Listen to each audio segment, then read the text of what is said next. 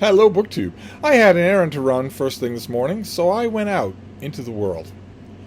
That was my mistake right there. I went out into the world, which is full of drug addicts, it's full of crazy people, it's full of rude people, incredibly rude people, and also it's full of people who are all three of those things.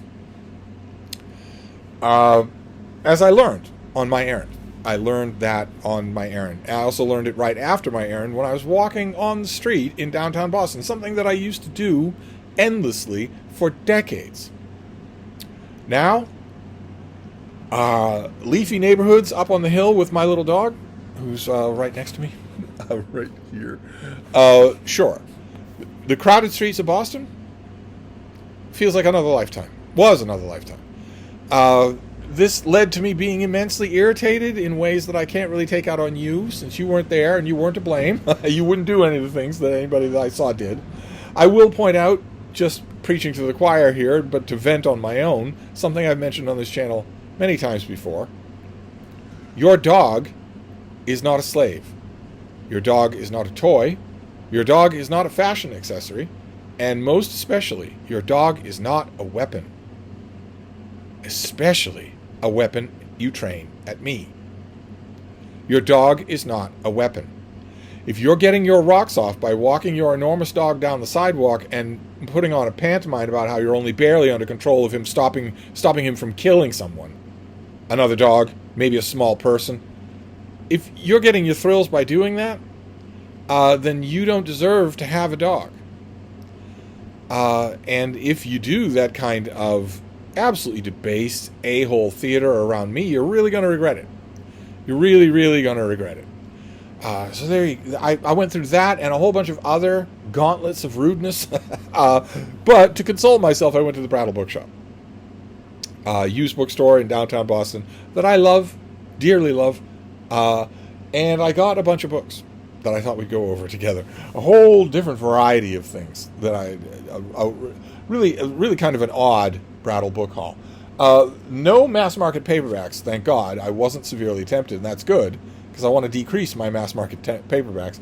But I did find an Italian paperback that is almost mass market. It's about the size of a Kindle. And that can't be intentional, because this predates Kindles. 1999, yeah. This is by Bruno Nardini, and it is a biography of Michelangelo. In a little paperback with French flaps there, and that's short. This is not all that long. This is under 200 pages, well under 200 pages for a biography of Michelangelo, where the last biography I read of Michelangelo was 850 pages. And I don't know why I got this. Something about it seems a little unconventional, and sometimes those really please me. I wonder if this even mentions a translator. Catherine Frost did the translation here. So, I mean, biography is my favorite kind of book, so I will gladly read it, and we'll see. Maybe my instincts were wrong. Then we have some trade paperbacks. I found a trade paperback that I have had before. I will clean this up, put it in good condition, and just keep it this time. This is Lytton Strachey, and this is his biographical essays. Long time ago, a couple of editors had the idea of putting together all of his occasional writing, and it was big. It was a large collection. So later editors decided to break it up into 2 volumes, literary essays and biographical essays, and cut out a lot of the minor stuff. And that's what this does. This cuts out a lot of the minor stuff and leaves a lot of the major stuff. And he's terrific to read. He's maybe not terrific to read about. Lytton Strachey was decidedly odd. Decidedly so. And also a little bit of an unpalatable thought, but almost never bathed. But this has long pieces on all kinds of literary figures that I know and love. So like Lady Ashley Montagu, there's the famous piece on Hume. There's a trilogy, I believe, in here of pieces on Voltaire. I've had this exact volume before, and for some reason I've always managed to get rid of it, probably because it's not all that sturdy. I probably read it until it cracked apart, because Strachey is great to read. So maybe maybe it'll be a stopgap thing. That's okay. It was $1. Then for another $1, I got a trade paperback of something that I have as a hardcover. This is Thomas Mallon's book, A Book of One's Own, about keeping a journal, keeping a personal diary. This is a Penguin trade paperback that, I mean, it was $1, and my hardcover of Malin is a book I go back to it a lot. So having a backup copy or something that's, maybe not a backup copy because this is more delicate than the hardcover, but having an extra really feels good. And will definitely prompt some rereading. This is a terrific book to read. It takes a whole bunch of examples of different kinds and methods of diary writing. And I can use it also as a springboard to urge you to keep a journal. Definitely do that. It isn't just the dude bros that say that journaling is a key to their empire building. It's also all kinds of mental health professionals that say you can scarcely think of an easier thing to help you that really does help with sorting out your life, with calming down your anxieties, with setting clear your priorities, than keeping a daily journal. That really is true. In addition to everything else, for writers, it's invaluable. The practice of keeping a journal is invaluable. So I can use this as an example to springboard to tell you should keep a journal. But I'm sure I'm going to be rereading parts of this anyway. Then we have a trade paperback, someone that Lytton Strachey actually writes an essay about. I wonder if it's in this book. It's a great essay. I love it. Yeah, it's in this book. This is John Aubrey. This is the Penguin Classic version of Aubrey's Brief Lives. This is edited by Oliver Lawson Dick, and Oliver Lawson Dick prefaces Aubrey's book on Brief Lives with the most amazing introduction to any Penguin Classic, where he uses Aubrey's own writing to reconstruct Aubrey's life in detail. A long introductory essay that really is... How long is the introduction here? Aubrey's book itself is not all that long, but Dick's introduction has been reread 1,000,000 times. Yeah, it's 100 pages long. The introduction is 100 pages long. The best biography of John Aubrey that's ever been done. As an introduction to a Penguin Classic. Really a thing that's worth the price of admission. Although Aubrey's lives themselves are really interesting in an odd kind of way. I saw this for $1. It's in fine condition, and I was not able off the top of my head to remember the condition that my own older copy is in. So I grabbed this just to be doubly sure. I found another Holocaust book. This is from Phoenix Press, probably UK. Let's see here. This is by Gert Ali and Suzanne Heim. It's Architects of Annihilation. Auschwitz and the logic of destruction. This is about... this isn't about the monsters who gave the orders. This is about the monsters who carried them out. It's about the people who kept the lights on, who had water deliveries and food deliveries, and knew perfectly well what they were doing, what they were facilitating, and did it anyway. And this examines them. The Nazis were fanatical paperwork keepers, so we have lots and lots of details about every rung of management at places like Auschwitz or wherever. I can't remember if I've ever read this book. If I read it in a U.S. edition, which I doubt would look like this. So I might have been fooled by the cover. But I seem to be reading every other Holocaust book, so I might as well read this one. Next we have something that I am not, I repeat, not collecting. I am not collecting these. But it was right there. This is Donald Walheim. He did a series of the best annual science fiction collections. And they were brought out, I think, by the Science Fiction Book Club edition in uniform hardcovers every year, in addition to the paperback. And I found the one for 1975. I pulled it off the sale cart and immediately wondered if I already had one. I have 4 of these now, but there's no way I would forget that cover. And it turns out I don't have this one. So I grabbed this one. So now I have 5 of these. So I guess technically I am slowly working towards an entire shelf of all of these hardcovers. But I am not collecting them. And who do we have here? Song for Laia by George R.R. Martin starts things right off. Death Song by Sidney Van Sciach. Full Member of the Club by Bob Shaw. Son's Tears by Brian Stapleford. The Gift of Gargigoli by Frederick Pohl and C.M. Kornbluth. I don't think I've ever read that. The 4-Hour Fugue by Alfred Bester. Twig by Gordon Dixon. I don't think I've read that either. The Cathedonian Odyssey by Michael Bishop. The Bleeding Man by Craig Steele. And Stranger in Paradise by Isaac Asimov. So mostly names that I know. I got it. I have enjoyed the other hardcovers that I've got, so I got it. I will read it, but I am not collecting these things. Let's see here. What else? Oh, I found this little thing. I think this might have been privately printed for the Wayside Inn in Sudbury, Massachusetts. It's just called The Wayside. It is The Wayside, Home of Authors by Margaret Lothrop. And there's a picture, and there are pictures all throughout here of the Wayside Inn and the various states of its development over the ages, and the authors who have stayed there, from Henry Wadsworth Longfellow to Nathaniel Hawthorne and whatnot. I don't know that I know what this book is. I'll have to read into it to see if maybe it was privately printed by the Wayside Historical Society or the Wayside Historical Site for sale in their gift shop. I don't know. Maybe it's a lot older than that. But I love some of the stories. They crop up in biographies of New England writers of the Wayside Inn. So, then something that I'm very happy to have this. I love this author, and I was not aware until this morning at the Brattle. I was not aware that this author had any works translated into English.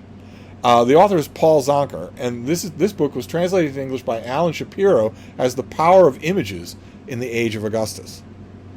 And it's well illustrated all throughout, and it's an English language translation. This guy is great, writing about the monuments and carvings and statuary of the Augustan era. I believe once upon a time in my life I was researching ancient Rome and writing about it, thinking about it at a far greater extent than I have now. Although 2025 has been a really good year for books on ancient Rome, and I believe at that time I read everything by this author that was extant at the time. No idea if Paul Zonker is still alive or if he's still writing, but his books on the reign of Augustus are incredibly good. His dissection of the various uses and construction methods of Roman forums is amazingly good. And I had no idea that anything of his had been translated in English. And now I'm wondering what else has been translated in English that I don't know about. Fantastic. So I have a Roman history keeper to go on the Roman history shelf that is so chronically overcrowded that no more books can go on it, including this one. So that whole shelf needs to be relocated. Can't be reorganized because there's literally no more room. It has to be relocated. Where am I going to do that? How am I going to do that? When am I going to do that with deadlines crowding up to my eyeballs? I have no idea to any of those questions. But I couldn't leave this behind. I think this was $3. It's going to be a joy to read him in English to see if the feeling is the same. Then a little bit more ancient Rome. We have the popular historian Michael Grant. This is his book, The 12 Caesars. This is him basically using Suetonius' The 12 Caesars as a template, but instead of flopping all over with narrative anecdotes, whatever story Suetonius liked the most that morning, Michael Grant gives us Suetonius as a kind of DNA running through this while he loads each one of the biographical chapters with what we actually know, with the actual history of these figures.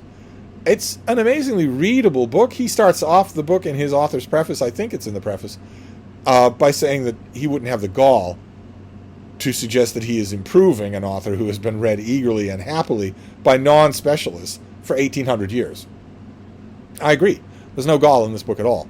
I love it alongside Suetonius. I like the way Michael Grant writes. So I got that. I've had it, of course, on and off over the years, but when I looked at it, I realized, oh, you don't have that, so you should grab that and keep it.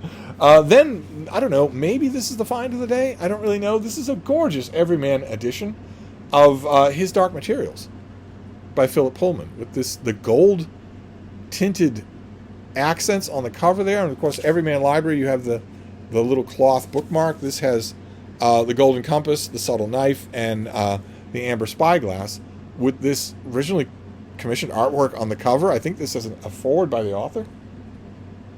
It is a preface by the author. Fantastic. Didn't know. I don't think I knew that these existed as an Everyman Library edition, so I was happy to grab this. I really like the books, and I think it's high time for a reread. And now I have the perfect edition that I would want to do that with. And then maybe my find of the day, a rebuy. The Brattle always gives me a chance. They always give me a second chance to buy things if, for instance, I should never have let go in the first place, or if the copy that I have here is so battered that it really is time to replace it. And that's what I found today. I found the old National Geographic volume of the Renaissance. National Geographic did these hardcovers that are full of illustrations, artwork of the time, photographs of people living in the area where the history was taking place 500 years ago, and also original artwork, original drawings by people on the Geographic staff or freelancing to them. These old books, National Geographic did, they did a whole bunch of them, and they're great. They're just so much fun to live in and play with, that I was happy to find this. I will gladly retire my battered old copy, and this will be my new copy until I find another one. These things aren't made anymore. No one thinks about reprinting them. National Geographic doesn't think about reprinting them. I bet they could. I bet it would be fairly inexpensive for them to do that, and it would make them money. People would want to buy these. But they turn up regularly at the Brattle, so I'm very happy that I found a replacement copy there. And there you go. That was a Brattle book haul specifically to compensate for the rudeness of the outside world. No wonder I hardly ever go out in the outside world. So we have the Renaissance, National Geographic, the Renaissance. We have the 12 Caesars by Michael Grant. We have His Dark Materials in a lovely one-volume Everyman. That's fantastic. We have The Power of Images in the Age of Augustus. The Wayside Inn, Home for Authors. The 1975 annual World's Best Science Fiction by Donald Walheim. Architects of Annihilation, about the grunts and bean counters who made mass incineration happen. The Penguin Classic of Aubrey's Brief Lives. No idea if Penguin still makes this, but they should. The biographical essays of Lytton Strachey. I will clean this up and read it. No idea if it will survive. A Book of One's Own by Thomas Mallon, the best thing he ever wrote. And finally, this little biography of Michelangelo. So we have a bit of a Renaissance theme going on here, Renaissance in ancient Rome. It's as light as a feather. It's oddly designed. I don't know what it is that cried out to me for this, but I will give it a try. Maybe it will really surprise me. So there you go. That was a Brattle haul, and I feel better. I am now back where I belong. And I doubt I will be venturing into the outside world very much until the memory of this morning has been washed away completely. So maybe that means more live streams. Live streams are such a wonderful alternative to the real world. But anyway, I'm going to wrap this up for now, but I'll be back. Thank you, BookTube.